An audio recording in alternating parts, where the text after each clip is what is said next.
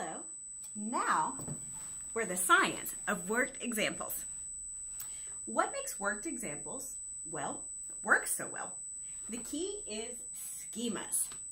When the brain processes information, it categorizes it and moves it into long-term memory, where it is stored in knowledge structures called schemas.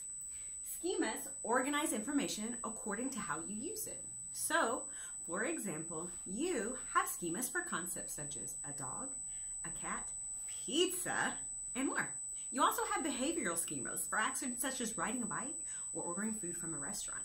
When you relate new information to an existing schema, the brain is comfortable. It knows how to process it because it's been there before.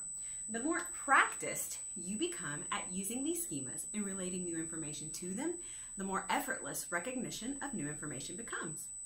Meaning, as the adage says, practice makes perfect. Or at least it can be one way to make perfect. But wait, not everything moves past working memory to become long-term memory, even with practice. So, as teachers, how do we get our students there?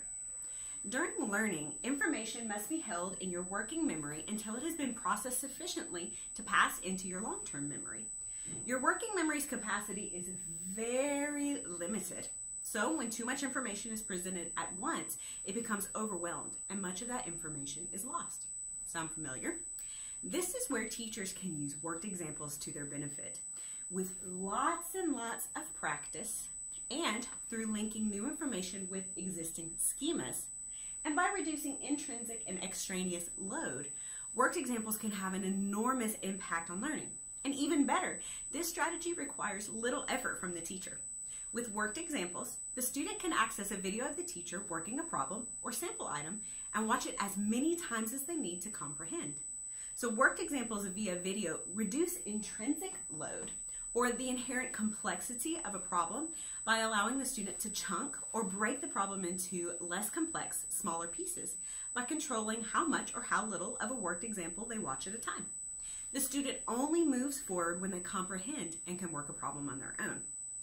Worked example via video reduce extraneous load as well. That's extra non-relevant information that's coming in. This allows a student to watch the worked problem at a time when distractions are at a minimum.